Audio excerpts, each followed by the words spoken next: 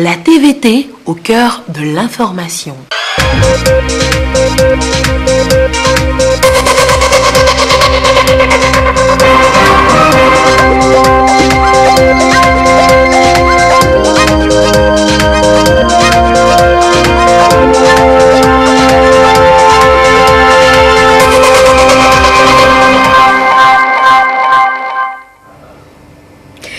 Il est l'heure du journal sur la télévision togolaise. Madame, Monsieur, bonsoir. Et voici les titres de cette édition.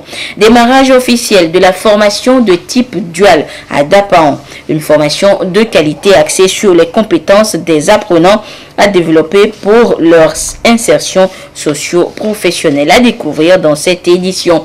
Et puis l'université de Lomé rend hommage à l'un de ses doyens, professeur Komlan Messan-Nouboupo de la faculté des lettres et des langues et des arts. Un hommage pour service rendu au Temple du Savoir qui donne également l'occasion aux universitaires de tabler sur la période postcoloniale et le droit de l'homme. Voilà pour les titres. Mais d'abord, au palais de la présidence de la République, ce mercredi, le Conseil des ministres s'est réuni sous la conduite du chef de l'État, Faure Essozimna Nyazingbe. L'essentiel de ce conseil nous est présenté par le ministre en charge de la communication, Foli Bazi Katari. Communiqué sanctionnant le Conseil des ministres du mercredi 6 février 2019. Le Conseil des ministres s'est réuni ce mercredi 6 février 2019 au palais de la présidence de la République sous la présidence de son Excellence M. Faure Essozimna Nyazingbe, président de la République. Au cours des travaux, le Conseil a étudié en première lecture 2 projets de décret, adopté 2 décrets et écouté une communication.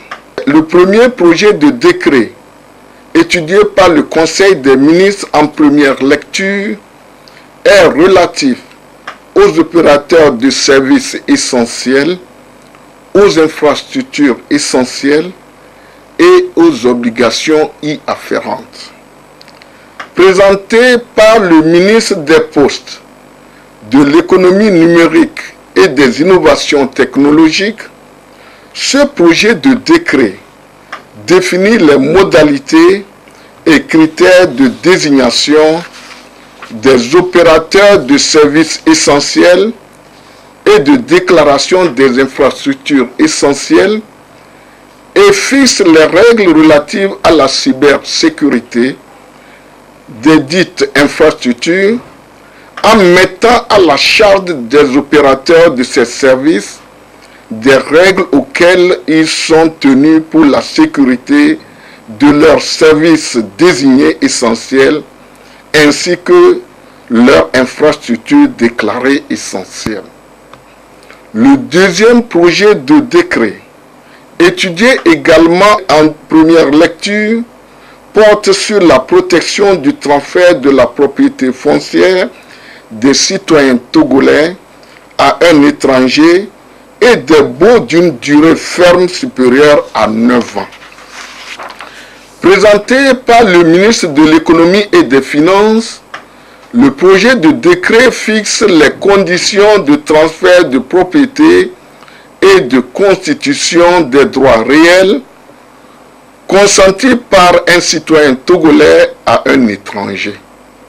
Ce projet de décret soumet à autorisation préalable tout transfert de propriété ainsi que toute constitution de droit réel sur un immeuble situé sur le territoire national consenti par un citoyen togolais à un étranger. Les 2 décrets adoptés par le Conseil des ministres portent sur les modalités d'occupation du domaine public de l'État, des collectivités territoriales et des établissements publics et le mécanisme incitatif de financement agricole fondé sur le partage de risques.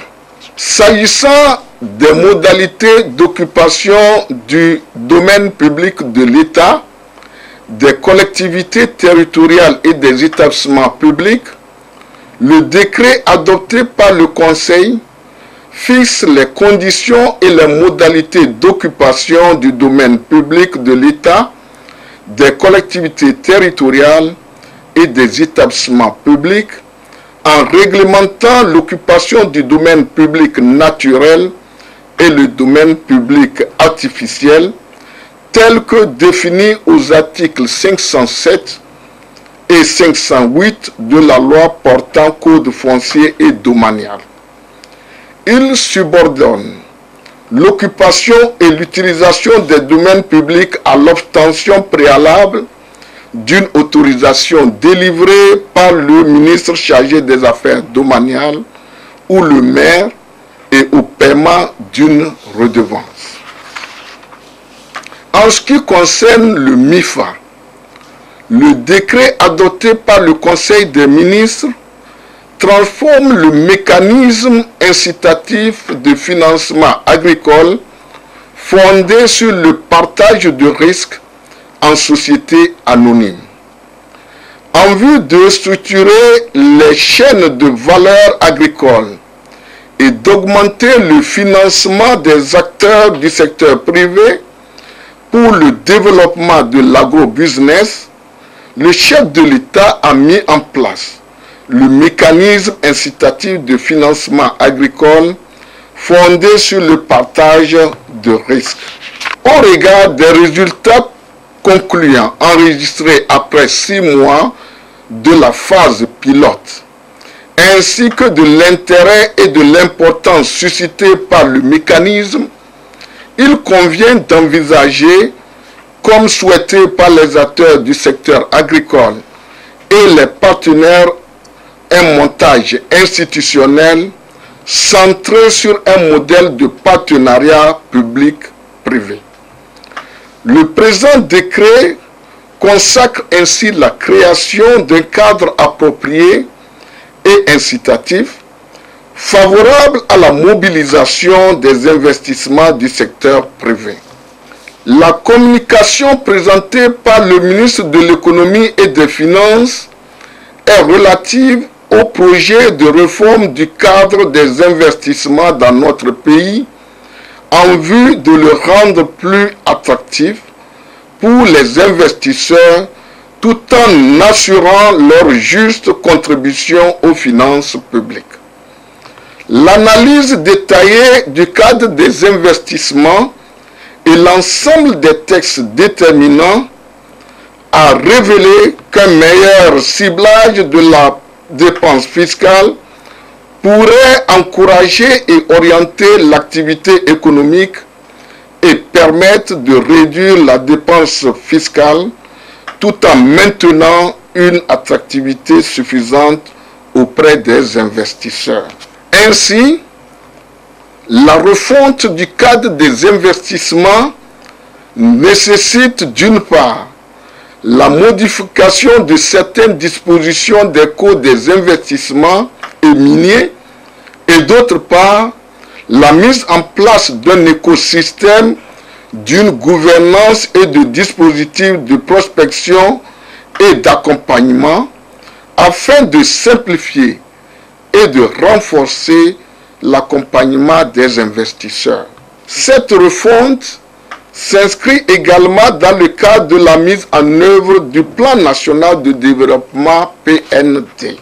En divers, les ministres en charge de l'économie et des finances, de l'agriculture et de la justice ont rendu compte au Conseil des ministres de l'état d'avancement du dossier relatif à la gestion financière de la nouvelle société cotonnière du Togo, ainsi que les mesures prises pour rassurer les producteurs. Fait à Lomé, le 6 février 2019, le Conseil des ministres. Et direction à présent la région des Savanes pour découvrir ce qui fait depuis quelques semaines déjà la joie des populations. Sur initiative du gouvernement togolais, des barrages ont été curés et ce qui a changé le quotidien des habitants. Et c'est ce qu'ont constaté justement certains membres du gouvernement qui ont fait le déplacement dans la région des Savanes. Le compte rendu avec Désiré Aloy. L'eau et l'agriculture, deux secteurs intimement liés. Le changement climatique aujourd'hui donne un coup dur à l'agriculture et la maîtrise de l'eau, un impératif en amont et en aval pour assurer le développement agricole. Le gouvernement togolais concentre des efforts pour faire des secteurs eau et agriculture un plan d'action réussi. Dans les savanes, 5 ouvrages de retenue d'eau sont réhabilités. Ouvrages à caractère agropastoral pour accroître les performances. Infrastructures, objet de visite des ministres Antoine Lekwa-Gbegbeni, de l'eau, de l'équipement rural et de l'hydraulique villageoise. Noël Koutera Bataka, de l'agriculture, de la production animale et halieutique. Et Issa Brahima Tchédé, ministre délégué auprès du ministre en charge de l'eau, pour toucher du doigt les travaux effectués. Première étape, Boadé dans 5 ans, un barrage de 200 000 m3 curé. Donc ça consistait à curer nettement toute la cuvette pour capitaliser plus d'eau. Donc aujourd'hui, on a près de 200 000 m3 d'eau. L'impact aujourd'hui, c'est que les prévisions qu'on avait au niveau des études, par exemple l'espace à exploiter, est dépassé. De 6 hectares, aujourd'hui, on est en train de tendre à 9 hectares d'exploitation. Donc le périmètre irrigué qui est inscrit dans le projet faisait 6 hectares. Donc aujourd'hui, on est pratiquement en dépassement. Ce qui est intéressant, c'est de savoir que ça a pu capitaliser l'humain, en ce sens où certains étaient allés déjà en Europe en aventure, mais dès lors qu'ils ont appris que le barrage est refait et que la productivité peut reprendre, lorsqu'ils sont arrivés, ils sont restés. Et ils ont apporté des techniques aussi que ceux qui sont restés sur place sont en train d'assimiler avec eux pour une meilleure production. Une retenue d'eau qui aujourd'hui impacte significativement les populations. Je suis jardinier et en même temps secrétaire de notre coopérative. Depuis qu'ils ont curé le barrage, l'effectif qu'on avait même l'année passée a dépassé ce que nous avons aujourd'hui. Avant qu'on n'avait pas curé, à la date là on avait déjà arrêté. Et si on n'arrête pas, on risque de finir l'eau. Et nos caïmans risquent aussi de partir. Nous ne faisons que remercier le gouvernement, plus particulièrement le président de la République, qui a songé à nous. Maintenant, si on pouvait avoir quelques comment on appelle ça, quelques puits ou bien les citernes pour pouvoir mettre quelque part ici, pour que ceux qui sont de l'autre côté puissent aussi en bénéficier. On fait beaucoup de jardins. Avant, on allait même au Ghana, on va plus au Ghana à cause de ce jardin-là. On fait beaucoup, les hommes sont venus, beaucoup d'hommes sont venus, ils font le jardin. Et bon, ça a changé beaucoup. On a beaucoup d'argent, parce qu'à l'heure là, nous sommes en train de vendre les gombos, les oignons. On est en train de vendre beaucoup de choses. Tout ça, là, donc on essaye, quand il y a quelque chose, nous-mêmes on essaye de se dépanner, donc c'est déjà grand. Ici à Sintoti, puis à Tanlona et à Nabonga d'Antone, les mêmes travaux ont été effectués. Un besoin qui fait l'exode et comble aussi les attentes des populations. Cette année, il y a beaucoup de gens par rapport à avant. Cette année-là, il y a manque même parce que il y a beaucoup. Les gens n'ont pas trouvé de place. Ils ont descendu jusqu'en bas. Comme il y a beaucoup d'eau là, on peut travailler n'importe comment, on peut travailler comme nous voulons. Nous, on va beaucoup récolter. On va beaucoup gagner pour prendre soin de notre famille et nous allons arranger notre village. Beaucoup de gens, ils n'étaient pas là. Ils étaient au Ghana parce qu'il n'y avait pas assez de l'eau pour travailler. Quand ils ont entendu qu'il y a l'eau ici, ils ont quitté le Ghana, ils sont venus ici. Ils ont travaillé pour gagner l'argent. Au nom de la population de Kantindi, nous remercions le chef de l'État et tout son gouvernement d'avoir réaménagé notre barrage. Maintenant, la population est fière, puisque les animaux viennent abreuver, les enfants, les jeunes font le maraîchage à côté. Ça a fait que les enfants, les jeunes ne font plus l'exode pour les autres villes. Et donc ça nous crée beaucoup de revenus et la population est contente par rapport l'aménagement de ce barrage. Après les travaux, nous sommes organisés parce qu'il y a assez d'eau, l'eau ne manque pas et nous sommes fiers que l'organisation est déjà bonne et le maraîchage est aussi fait. Dans le Pendjal Ouest, même effort déployé par le gouvernement togolais à Namoudioga. L'infrastructure aujourd'hui a trouvé un autre visage et change le quotidien des riverains. Comme ce barrage a été aménagé et bien fait, par exemple aujourd'hui, si on parle le panier du tomate qui coûte ces choses 35 000, 40 000, donc ça nous avait beaucoup avantagé. Ce qu'il nous faut pour que le travail aille un peu mieux, il faut les matériels, par exemple les tuyaux nous manquent, les arrosoirs, et surtout les semences aussi, et il n'y a pas le marché, le marketing.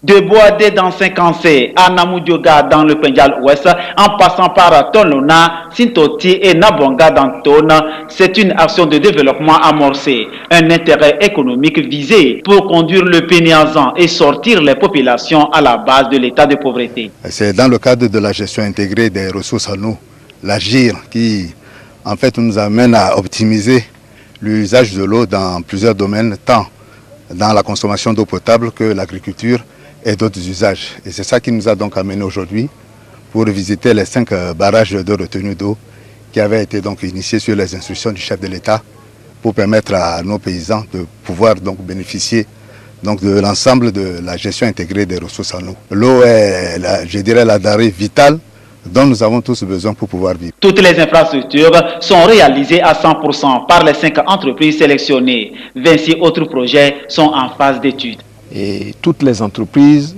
ont utilisé la main-d'œuvre locale, ce qui a créé une entente et une symbiose entre la population et les entreprises, et ce qui a permis à ces entreprises d'aboutir à la réalisation d'un ouvrage de qualité.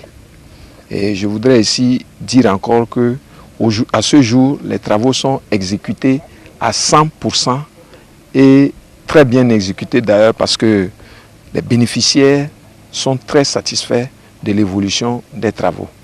Et aussi, il faut relever qu'au cours de la réalisation de des travaux de ces 5 retenues d'eau, le chef de l'État a également financé l'étude d'exécution de 26 retenues d'eau. On aura l'occasion de voir sous peu la réalisation des travaux proprement dits. Déjà, les bénéficiaires ont pris possession des sites pour booster les activités de maraîchage et de l'élevage. Témoignage des producteurs eux-mêmes, ils sont heureux parce qu'il permet de tirer meilleur revenu de cette ressource qui est mise maintenant à leur disposition. Ils développent leur culture. Des jeunes qui partaient en exode rural reviennent et préfèrent s'installer pour valoriser ce potentiel-là que le gouvernement met à leur disposition. Ceci, dans le cadre du mandat social, la finalité est d'améliorer les revenus des producteurs et de créer davantage d'emplois pour les jeunes et les opportunités de développement socio-économique des milieux. La vision du chef de l'État traduite dans le plan national de développement PND est dans son axe 2 de transformer le secteur agricole et c'est décliné au niveau opérationnel dans le secteur agricole à travers le PNIAZAN qui va mettre en œuvre tout un ensemble de mesures cohérentes avec l'ensemble des départements ministériels pour valoriser tout le potentiel qui existe dans les chaînes de valeur dans les filières agricoles. Un sentiment de satisfaction constaté chez les membres du gouvernement. Le Togo vise son émergence à l'horizon 2030 et l'agriculture, un maillon dans la chaîne pour booster la croissance économique. Pour atteindre les objectifs, la maîtrise d'eau en amont, une nécessité que déploie le gouvernement togolais. Coût du projet, environ 1,360 milliard de francs CFA. Autre projet qui réjouit les populations, l'INAM. Il y a 7 ans naissait l'INAM, Institut National d'Assurance Maladie. Si au début plusieurs étaient sceptiques en sa réussite, aujourd'hui l'INAM a marqué de bons points auprès de ses assurés, à commencer par les retraités qui ont trouvé un partenaire sûr à leur écoute. Que pensent justement ces personnes du 3e âge de l'INAM? Les réponses dans ce grand format signé Adolphe Paca.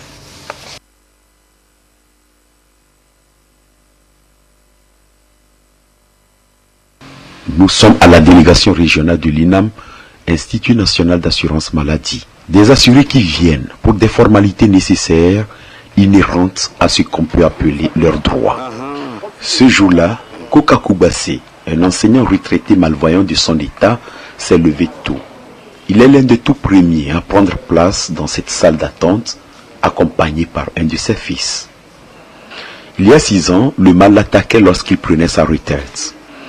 En faisant ses premiers pas, à l'époque avec le régime obligatoire d'assurance maladie au Togo, Koka y trouva un partenaire providentiel. L'INAM m'a aidé avec les documents, je paie les produits. Koka n'est pas le seul à vivre le cas. Acha et Toro, qui descendent fièrement les marches de la délégation, en savent mieux parmi tant d'autres. Nous, en tant que retraités, pour maintenant aller à l'hôpital, il faut des frais colossaux. Heureusement que l'INAM nous aide à payer une partie là et nous en sommes très satisfaits. Moi, par exemple, avec mes lunettes là, c'est quelque chose de 90 000. Donc, l'INAM a payé 40 000 et j'ai payé que 50 000. Donc, je remercie Dieu. Avec la pension, est-ce que je devais payer les 90 000 pour avoir mes lunettes? Ma vue, où j'avais des problèmes pour acheter des verres médicaux. Maintenant, ça m'a soulagé, j'en ai acheté, mais ça a l'air d'aller. À des centaines de kilomètres de là, Korbongo, dans la région des Savanes. Nous avons rendez-vous avec un ancien fonctionnaire, Nassam Kornubik, lui aussi assuré à l'INAM. Notre arrivée coïncide avec sa visite médicale au centre médico-social de la place. Toujours en un bon point malgré son âge avancé.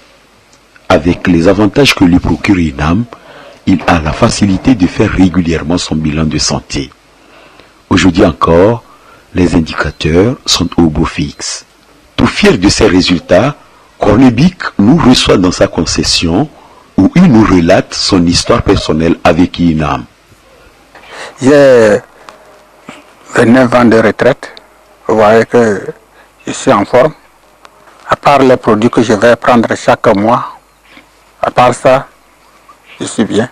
Depuis ma retraite, je souffrais d'une maladie chronique et je dépensais beaucoup.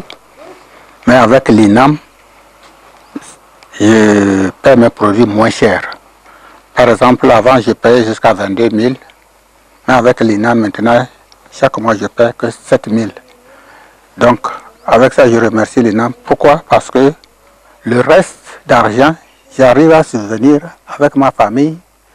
Avant, si vous êtes malade, si vous n'avez pas d'argent, vous allez mourir. Nassam Kornubik vit avec ses petits-fils et sa femme Brigitte. Cette sexagénaire constate attentivement les bienfaits que procure à son foyer ce régime d'assurance maladie. INAM, vraiment, INAM nous a aidés. Pourquoi je dis ça? Depuis qu'on s'est mariés, toujours moi, j'avais des problèmes de maladie. Il souffrait comme ça. Là où je suis, j'ai passé l'opération 3 fois. Donc en ce temps-là, ce n'était pas facile. Il y a la tension, parfois le vertige, parfois les maux de tête.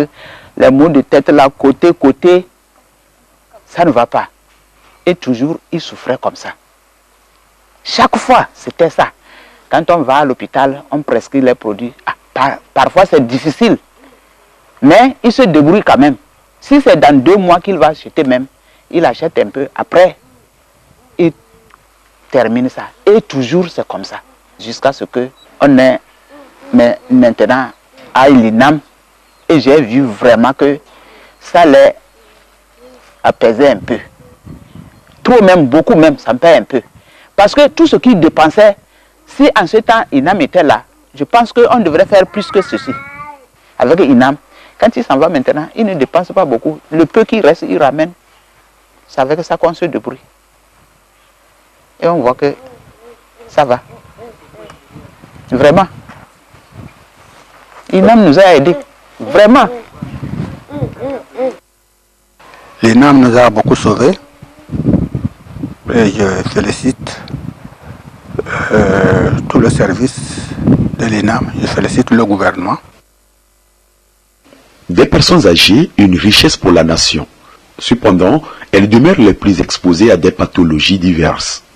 Et l'INAM ne se contente pas seulement de les soutenir dans les soins. Avec les universités du 3e âge, elle va plus loin pour viser leur bien-être. Les personnes du 3e âge se retrouvent très rapidement pour des raisons diverses à traiter des pathologies chroniques. Et la première étape, en plus de la consommation des médicaments et des soins, c'est la sensibilisation. Nous avons créé cet événement pour pouvoir, de façon périodique, les rassembler autour de sujets qui concernent leur catégorie, qui concernent la vieillesse, qui concernent les maladies de la vieillesse, mais aussi l'épanouissement, parce que l'épanouissement est un facteur important dans la santé et pour la santé. L'INAM est créée par les plus hautes autorités togolaises pour assurer la couverture des risques liés à la maladie, aux soins et à la maternité des populations. Après 7 ans de phase pilote, l'Institut a fait ses preuves. Se soigner n'est plus un souci pour les fonctionnaires togolais et leurs ayants droit. À Dapan, le ministre de l'Enseignement technique, de la formation et de l'insertion professionnelle, Tahirou Baïbieg, a donné le ton à la mise à niveau des formateurs endogènes et exogènes de formation professionnelle de type dual compétitif. C'est une formation de qualité axée sur les compétences des apprenants à développer pour leur insertion socio-professionnelle dans le futur. Désiré Aloy pour des précisions. À travers le programme Formation professionnelle et l'emploi des jeunes Propofège, le gouvernement allemand accompagne le Togo dans ses efforts de modernisation de son dispositif de formation professionnelle. La formation professionnelle de type dual coopératif, une méthode regroupant des activités nécessaires pour mettre en place une offre de formation. 3 villes, Sokodé, Kpalimé et Tchévié, ont expérimenté la formation qui s'étend aujourd'hui à 3 autres, Kara, Atakpamé et Dapan. Le ministre de l'Enseignement technique, de la formation et de l'insertion professionnelle, Tahirou Baïbieg, à Dapan pour lancer officiellement la formation des formateurs, un renforcement des capacités de formation endogène et exogène en pédagogie. En fait, l'idée c'est d'amener les apprenants à toucher du doigt les réalités de leur métier et à se performer pour pouvoir assurer l'adéquation, formation et insertion des jeunes. Cette formation duale concerne essentiellement tous les apprentis de la coupe-couture. Ça c'est en fait c'est le 3e métier en réalité. Les 2 premiers étant l'électricité bâtiment, parce que là nous avons les formateurs sur place, et la mécanique automobile. Le ministre Baïbieg a convié les bénéficiaires à une participation active pour mieux soutenir et prendre en charge les apprenants. La vision de notre président, son Excellence, M. Faure Essor Zimna Nyasingbe, à travers le plan national de développement de notre pays, que nous appelons en abrégé PND, qui couvre la période 2018 à 2022, accompagné par la coopération allemande, comme vous le savez, à travers donc la GIZ. La connaissance, c'est un échange d'informations, c'est un échange d'expériences. Et j'en suis convaincu qu'à l'issue de cet atelier, les bénéficiaires, après évaluation, nous dirons toute leur satisfaction. Ensemble, nous allons offrir la possibilité d'insertion de nos jeunes à l'emploi. La politique du gouvernement aujourd'hui parle de l'auto-emploi. L'auto-emploi suppose que nous soyons d'abord bien formés pour pouvoir nous installer et ensuite avoir la possibilité donc d'offrir nos prestations à la population. Donc ce dual nous permettra donc d'avoir l'outil essentiel pour nous employer en eux-mêmes, ensuite pour pouvoir employer nos jeunes frères, nos jeunes sœurs. Le gouvernement togolais, à travers le ministère en charge de l'enseignement technique, opte pour une formation de qualité chez les apprenants. Familiariser les formateurs à l'usage des manuels de formation, accroître leurs compétences dans la transmission des connaissances, donc au bénéfice des jeunes appelés à assurer convenablement leur avenir. De vos signatures d'accords de prêt hier au siège de la Banque d'investissement et de développement de la CEDEAO BIDC à Lomé au profit du gouvernement malien. L'institution financière de la CEDEAO a octroyé un prêt de 6 milliards de francs CFA à la Banque sahélo-saharienne pour l'investissement et le commerce BESIC Mali et un autre de 2 milliards 631 millions de francs CFA à Mali Oil. Et par ces financements, la BIDC contribue ainsi au financement des PME, PMI au Mali à travers la BESIC et à l'approvisionnement en hydrocarbures du pays à travers Mali Oil. Les précisions dans ce reportage signé Chazenan Baga. Cette première convention porte sur un montant de 6 milliards de francs CFA. Il s'agit d'un prêt de la Banque d'investissement et de développement de la CEDEAO BIDC qui veut mettre à la disposition de la Banque sahélo-saharienne pour l'investissement et le commerce BESIC Mali des liquidités afin que celle-ci puisse à son tour financer les activités des PME-PMI. We just signed a loan agreement with BESIC Mali. La Banque sahélo-saharienne pour l'investissement et le commerce est une institution qui est donc bien établie au Mali et elle fait partie également des groupes qu'on appelle le Big Group, qui est donc présent dans beaucoup d'institutions, dans beaucoup de pays membres de la CEDEAO.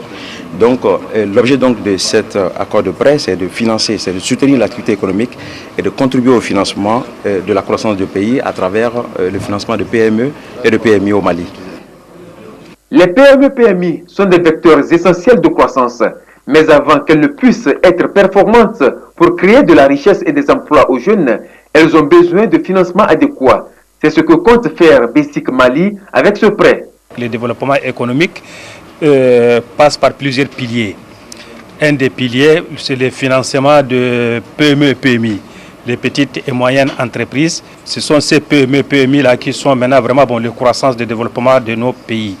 Donc cette ligne de financement s'inscrit en droite ligne dans le cadre vraiment du financement de ces PME-PMI qui sont un support important pour l'économie de nos pays. Ce second accord est un prêt de 2 milliards 831 millions de francs CFA que la BIDC accorde à Mali Oil, une société spécialisée dans l'importation et la commercialisation des hydrocarbures. What we just signed now is Cet accord de prêt, c'est donc pour le financement de l'importation et de l'approvisionnement de produits pétroliers, notamment le diesel, le super et le jet A1, en faveur des distributeurs au Mali, et qui va donc permettre de renforcer la capacité de Mali Oil à importer et à approvisionner le Mali en produits pétroliers. Et également, ceci va servir également de créer beaucoup plus d'emplois pour ce secteur et pour la population malienne en général. L'énergie est le nerf de l'économie. Voilà pourquoi, en important des hydrocarbures, Mali Oil veut assurer le bon fonctionnement des entreprises et soutenir la croissance au Mali. Ce financement qui permet à Mali Oil d'augmenter sa capacité d'importation, d'augmenter donc son offre de produits pétroliers sur le marché malien, aura nécessairement son impact et en termes de satisfaction des besoins de consommation d'hydrocarbures au Mali, en termes quantitativement parlant, mais aussi du fait de l'augmentation de cette demande, ça peut avoir son impact sur les prix. Et quand les prix du carburant, qui est le moteur de toute l'économie, quand ça baisse d'un seul franc, on sent la répercussion à tous les niveaux de l'économie et jusqu'au pouvoir d'achat du consommateur final que nous sommes tous. Créée en 1975, la BIDC est le bras financier de la CEDEAO. Elle se veut un instrument efficace de lutte contre la pauvreté, de création de richesses et de promotion de l'emploi en vue du bien-être des populations de l'Afrique de l'Ouest. Et je vous l'annonçais également en titre, à l'université de Lomé s'est ouvert ce mercredi un colloque international dédié au professeur Komlan Messan Nouboupo, un doyen de la faculté des lettres, des langues et arts. Cette rencontre scientifique abordera le thème de la postcolonialité et le droit de l'homme. La rencontre permettra aux universitaires de mener une analyse approfondie des questions et enjeux liés aux héritages de la colonisation en Afrique. Les précisions avec Elie Agbagnado et Augustin Kossi. Des ovations fusent d'un peu partout à travers l'auditorium. On célèbre une vie, la carrière d'un universitaire de la première heure et du premier rang. Le professeur Komlan Mensah Nubukpo, le patriarche comme la famille universitaire aime si bien l'appeler, s'est distingué par ses œuvres académiques et humanitaires. Nous sommes ici à l'ouverture du colloque international sur la post-colonialité et droits de l'homme dédié à l'universitaire au palmarès immense. La leçon inaugurale va être donnée par le professeur Dosé Igbe en lien avec la responsabilité sociétale et académique de l'universitaire. Par rapport au thème choisi, j'ai voulu montrer la responsabilité sociétale et académique de l'universitaire pour mettre en exergue la contribution du professeur Nubukpo à travers la formation d'une quarantaine de docteurs et de près de 350 lauréats de maîtrise et de master. En tant qu'observateur, on se rend compte que les acteurs politiques de l'Afrique francophone n'ont pas réussi à relever le défi de la démocratisation. Et la faute, à notre avis, est de tous les côtés. C'est le moment pour les intellectuels et les universitaires de garder leur autonomie dans leur champ d'action et d'instaurer un dialogue empreint de respect avec le champ du pouvoir. Le décor pour les 3 jours d'échange est ainsi planté. 75 communications vont meubler cette rencontre scientifique. Des acteurs du monde universitaire venus de divers horizons sont appelés à s'interroger sur les pratiques et l'épineuse question de la protection des droits humains avant, pendant et après la colonisation.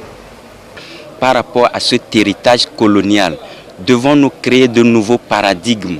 Devons-nous créer nos doctrines qui soient différentes des doctrines que nous avons héritées de la colonisation? Donc ce colloque est un cadre de réflexion qui permet aux différents acteurs, aux différents chercheurs, aux universitaires en général de se questionner et de repositionner la question de l'héritage colonial sur la scène mondiale et chercher des pistes qui aboutissent à des solutions pour les pays africains que nous sommes, qui émergent en rapport avec les pays européens. C'est en cela que le professeur Nubukpo a créé des laboratoires de réflexion sur les littératures africaines anglophones, les littératures américaines. La plupart des recherches menées par le professeur Komlan Nubukpo sont consacrées à l'émancipation des peuples de l'Afrique noire. Un héritage aussi bien vivant et éloquent dont les mélanges lui seront remis à la fin du colloque comme signe de reconnaissance.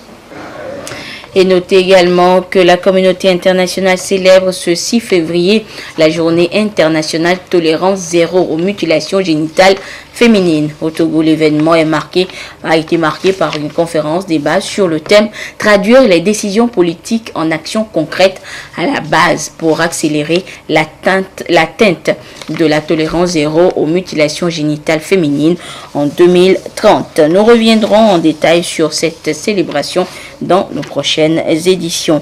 Et ainsi se referme ce journal. Merci de votre fidélité à la télévision togolaise. Excellente suite de nos programmes. Au revoir.